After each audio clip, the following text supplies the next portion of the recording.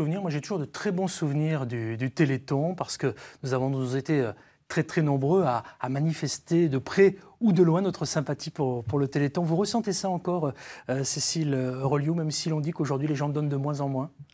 Écoutez, les gens donnent de moins en moins, je ne suis pas sûre. Je pense qu'ils donnent toujours autant et ce qu'ils peuvent surtout.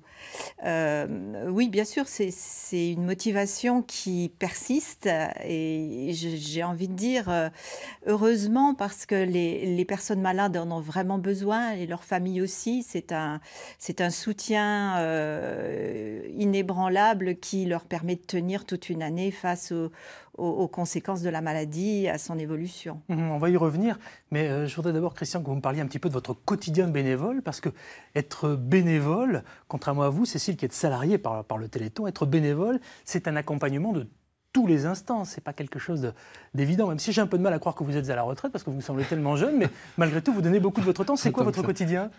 En fait, alors, je ne suis évidemment pas tout seul, hein. Nous sommes une équipe. Bien sûr, il y a plus de 18 000 bénévoles dans le coin, et en tout, plus de 250 000 bénévoles qui seront mobilisés pour le week-end du Téléthon, vendredi et samedi. Oui, absolument, oui. Donc c'est un exemple avec vous. Oui, tout à fait, oui. Donc l'équipe de la coordination, par exemple, de la Côte d'Or, que je connais un petit peu mieux forcément par département, donc se mobilise depuis plusieurs mois déjà pour animer, suggérer, conseiller tous nos organisateurs qui sont répartis au sein de la Côte d'Or.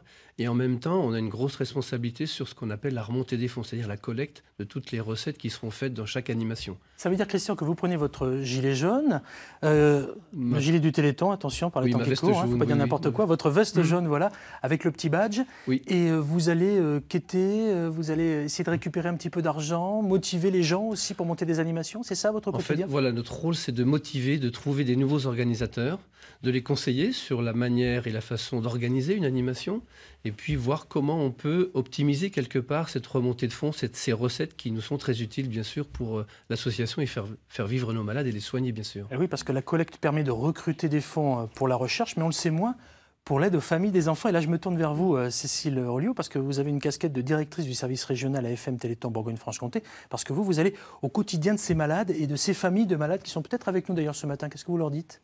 Oui, écoutez, si quelques-uns nous voient, j'en suis heureuse. En fait, ce qu'on a à dire aux personnes touchées par ces maladies, c'est appelez-nous.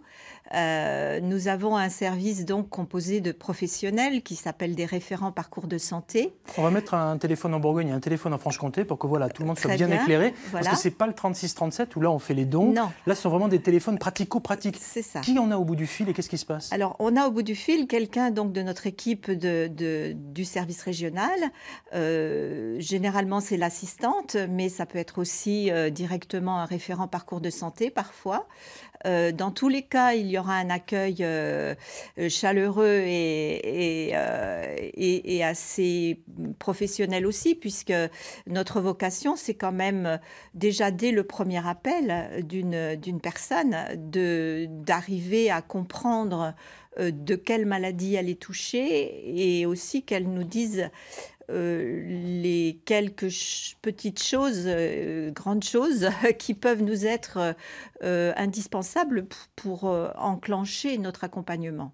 L'accompagnement, il se traduit par quoi concrètement? Au-delà de l'écoute, j'ai bien compris, par ces 2 lignes de téléphone en Bourgogne et en Franche-Comté, où on vous a, où vos services en tout cas directement pour avoir des conseils. Bien sûr. Alors l'accompagnement, c'est effectivement l'écoute au premier appel, mais c'est surtout ce qui suit. C'est-à-dire que nous allons proposer une première visite au domicile des personnes, où nous allons pouvoir la rencontrer, faire sa connaissance, faire aussi connaissance de son entourage et voir son environnement, ne serait-ce que géographique et physique, parce que cela va nous donner des éléments pour évaluer un petit peu et mieux comprendre toutes les problématiques qu'elle peut rencontrer. Donc cette visite pour nous est primordiale, elle est la base de ce qui sera ensuite le vrai début de l'accompagnement à partir des projets, des attentes ou des besoins qui nous auront été livrés par la personne lors de cette visite. Cécile Rolliou, quand on a une maladie, alors encore une fois, qu'on soit dans la famille, de près ou de loin, on est submergé par les papiers, on est submergé par les démarches, c'est très compliqué, on est perdu dans les méandres du droit et c'est là que vous intervenez? Oui, tout à fait. Mais on est déjà submergé par l'annonce même de la maladie. C'est-à-dire que le premier temps, le temps du diagnostic et la période qui suit, qui peut d'ailleurs être plus ou moins longue selon les personnes, est un premier temps extrêmement compliqué puisqu'on voit sa vie et ses projets, Bouleversé. les projets qu'on a pu faire, voilà, complètement remis en cause.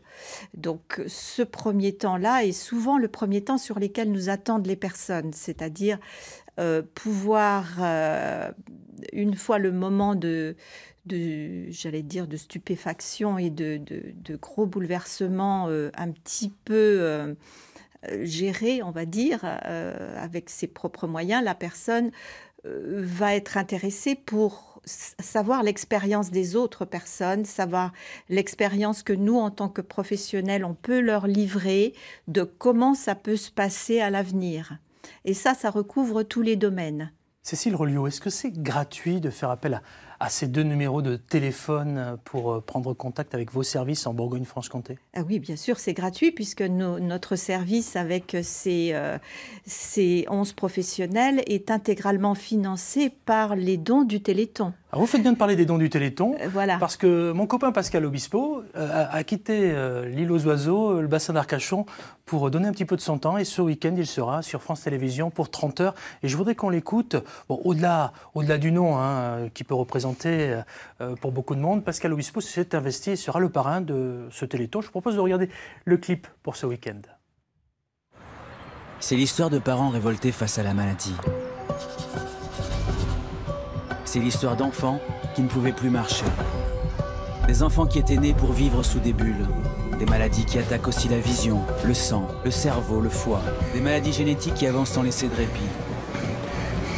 Mais depuis 30 ans, la recherche aussi avance. Elle accélère ses projets. Grâce à vous, les essais deviennent traitements. Et on franchit le grand pas des médicaments. Ceux qui vont soigner nos enfants. Grâce à vous, des maladies ont été vaincues. Mais d'autres restent à vaincre. Les 7 et 8 décembre, avec le Téléthon, continuez de soutenir le combat des parents et la vie des enfants. Jeune ou moins jeune, chacun pourra participer au Téléthon 2018. Christian, c'est le moins qu'on puisse dire. Vous êtes un très bel exemple. Il y a des événements, alors il y en a beaucoup, il y a des milliers d'événements sur la France entière. S'il fallait n'en retenir que 2, en Bourgogne et en Franche-Comté, pour ne pas faire de jaloux. C'est difficile comme question. En Franche-Comté, je pourrais dire que du côté du territoire de Belfort, on va mettre dans une tombola un maillot d'un champion du monde de foot, Hernandez, qui a été dédicacé par lui et qui nous a offert. Et donc, il va être mis dans une loterie avec notre partenaire Optique 2000. Et donc, j'invite chacun à venir acheter ce maillot le plus cher possible, bien sûr, pour le Téléthon. Ça, c'est pour la Franche-Comté, pour la Bourgogne? Et puis pour la Bourgogne, qui est vaste aussi, la Bourgogne. Je pourrais parler de la Côte d'Or avec un défi. Il y a beaucoup de défis. Il y a un défi 1000 brioches à Arnay-le-Duc, par exemple. Il y a un défi plus sportif par quelqu'un qui est non-voyant, qui va démarrer de Chevigny et qui va courir son défi 18 heures d'affilée. Donc ça, c'est un vrai défi également. Et ça traduit bien l'esprit du Téléthon, relever le défi, la solidarité, puisqu'il, bien sûr, il a un accompagnant. Donc le défi, la solidarité, et puis accompagner tous ces gens qui sont malades, leur redonner l'espoir et l'espoir de guérir un jour. En tout cas, le Téléthon impulse une véritable révolution médicale.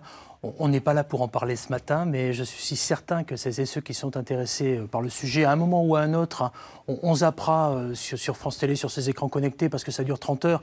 C'est énorme, c'est un vendredi tout entier, c'est un samedi tout entier. Bien souvent, ça se poursuit un petit peu le dimanche aussi. Et c'est encore une fois beaucoup de monde sur le terrain. Moi, je voulais qu'on mette un petit flash sur la Bourgogne-Franche-Comté, parce que ça nous semblait très important. En tout cas, merci. Vous restez avec nous, Christian Chaudet et Cécile Rolliot. Un seul numéro, il est marqué sur le badge. Alors moi, j'ai un petit reproche à faire, c'est que le badge, on voit beaucoup moins le 36-37 qu'avant. Avant, c'était beaucoup plus gros. Voilà, mais 36-37. 36-37, bien sûr, ou afm.fr pour les dons par Internet. Voilà, et sur Internet, on retrouvera toutes les animations qui ont lieu. Absolument. Plusieurs centaines en Bourgogne-Franche-Comté, plusieurs milliers sur la France, 250 000 bénévoles à travers tout le territoire pour ce week-end festif. Il ne faut pas l'oublier, parce que par les temps qui courent, c'est important de souligner tout ça. Merci à vous.